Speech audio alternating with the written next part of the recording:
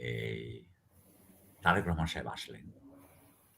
আসার পরে সেনাবাহিনী উনাকে ২,০০০ নাকি ফোর্স দিয়ে দিল। ফোর্স দিয়ে দিল উনার নিরাপত্তার জন্য। এটা কিন্তু সারা জীবন করতে পারবে না। হ্যাঁ? এটা কিন্তু ডিউরেবল না। এটা সাস্টেইনেবল না। এটা এইভাবে হুম। একজন মানুষকে এভাবে দেওয়া যায় না। কিন্তু উনি করা হইল। তারপরে কি হইল? বেগম খালেদা জিয়া চলে গেলেন এবং একটা বিশাল জনসমাগম হলো। তাহলে হুম। আপনি কিন্তু খালি শুনতেছেন এবং আপনি খবর কাগজে যান, সারাক্ষণ BNP, BNP, BNP, BNP, BNP. বুঝছেন? সারাক্ষণ। হুম। মানে the narrative is inundated. আচ্ছা। তাহলে এখন জামাত যদি আরেকটা রাজনৈতিক দল, জামাত তো ভাবতেছে যে এর মধ্যে আমরা ঢুকতে পারবো কিনা? হুম। আপনি খেয়াল করেন কিন্তু যে এই নিউজের মধ্যে আমি ঢুকবো কিভাবে? আমি হুম। এই এর মধ্যে ঢুকবো। নিউজ সাইকেল তো পুরাপুরি খালি উনাদেরকে নিয়ে কথা বলছে। তা উনি ঢুকবেন কি করে? হুম। হুম। তাহলে উনি যেটা করতে পারেন সেটা হচ্ছে যে একটা হচ্ছে রয়টার্সকে একটা সাক্ষাৎকার দিয়ে দিতে পারেন। হ্যাঁ? এবং সেখানে যদি উনি বলেন যে, "হ্যাঁ, ইন্ডিয়ানরা আমার সাথে কথা বলেছে। আমি বলেছি যে সিক্রেট রাখতে বলেছে, আমি রাখি নাই।" হয়ে গেল মানে কিন্তু। মিডিয়া ফোকাসটা উনার দিকে নিয়ে আসা। পুরা মিডিয়ার আলোচনাটা উনার দিকে চলে গেল। হুম। আবার উনি কি করলেন? তারপরে আবার দেখা করতে গেলেন। দেখা করতে গেলে আবার কি করলেন? ডাকসু নেতৃত্বকেও পাঠায় দিলেন। হুম? হ্যাঁ। বাস পুরো পরপর ২ দিন। পরপর ২ টা দিন নিউজ উনার দিকে নিয়ে গেছে। আপনি জানেন যে ডোনাল্ড ট্রাম্প এটা খুব ইয়ে করত যে প্রতিদিন নিউজটা যাতে সে কন্ট্রোল করে। নিউজ কন্ট্রোল হুম। করা রাজনীতিবিদদের অনেক ব্যাপার। আমার কাছে মনে হয়েছে যে আ এরকম একটা কৌশল কিন্তু হতে পারে। আ আ আপনি যদি মানে এটা আপনি শুধু কৌশল দেখছেন কেন? এটা ভারতের প্রতি তো আমরা কখনোই উচ্চস্বরে যদিও বলা হচ্ছে যে আগ্রাসনের বিরুদ্ধে একমাত্র জামাতের অবস্থানই কঠিন। আসলে কি ভারতের বিরুদ্ধে জামাতের অবস্থান কঠিন?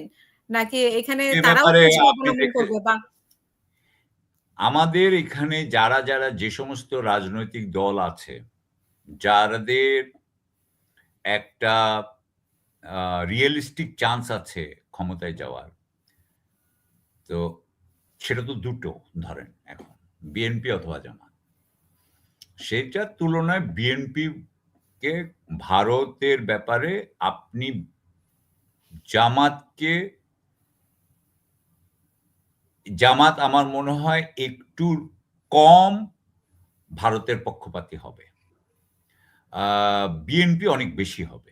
এভাবে বলা যায়। কিন্তু পক্ষপাতিত্ব একটু যে পক্ষপাতী বলতে বা তাদের প্রতি একটা করতেই হয় ইন এ ওয়ে। যেমন একটা কথা বলেছেন না যে জামাতের আমির যেটা বলেছেন যে আমি একটা ওই ক্যাপশনে দেখলাম। ভারতের সাথে সম্পর্ক উন্নয়নের কোনো বিকল্প নাই।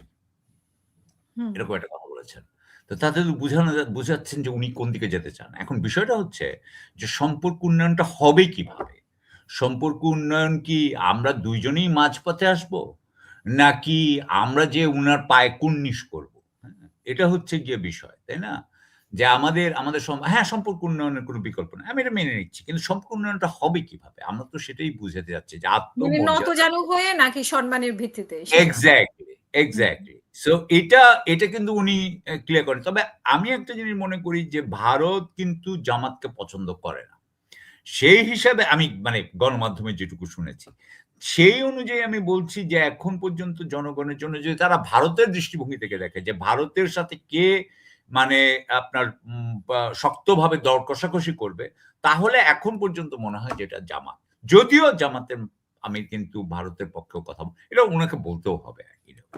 হুম। আমি ওইটাতে খুব কিন্তু আপনি একটা বলছেন যে মিডিয়ার মোড় ঘুরানোর জন্য উনি এই কৌশলটা অবলম্বন করেছেন। কিন্তু আমার এটা তো মনে হয়েছে এটা তো আমার ট্রু মানে যেটা জিএম টাইমিংটা কাদের এসে বলেছিল যে ভারত বলতে না করেছে। তো উনিও তো একই কথাই বললেন যে ভারত না না করেছে। এটা এক কথা নয়। ঘটনাটা এটা এক ঘটনাটা কথা তো নয়। সত্যি না, যে উনার না, না, না, না, না। প্রতিটা এটা হুম, এটা এটা আওয়ামীপন্থীদের কথা।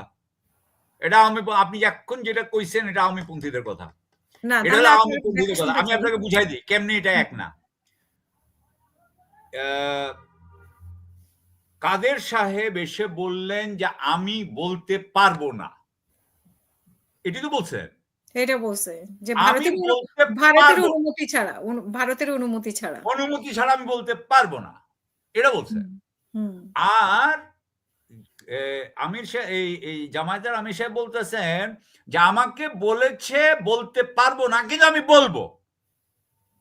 উনি তো বলেন নাই। অনেক মাস পরে উনি এটা ও কূটনীতিক যে উনাকে বলেছে গোপনভাবে এই কথাটা বলবো, আপনি আমাদের গোপন সাক্ষাৎকারটা গোপন থাকুক। এইটা যে উনি বলে দিয়েছেন, এটা কি আপনি মনে করেন একটা ছোট বিষয়? না, আমি যেটা দেখেছি যে আমি জানি না আমার এখানে দেখাটা গ্যাপ আছে কিনা। আমি যেটা দেখেছি যে উনি যেটা বলেছেন যে আমাকে বলতে নিষেধ করেছিল, এইজন্য আমি বলিনি। তো হঠাৎ করে উনি কেন এই কথাটাই বা উনি রয়টার্সকে কেন বললেন? রাজনৈতিক মোড় ঘুরানোর জন্য বললেন? নাকি হ্যাঁ, মানে হ্যাঁ, হ্যাঁ, হ্যাঁ, হ্যাঁ, হ্যাঁ, হ্যাঁ। উনি তার মানে তখন আগে বলেননি, বলেছিল, এখন কেন বলছেন? উনি বলেন নাই, এখন বলেছেন। এই তো ব্যাপারটা?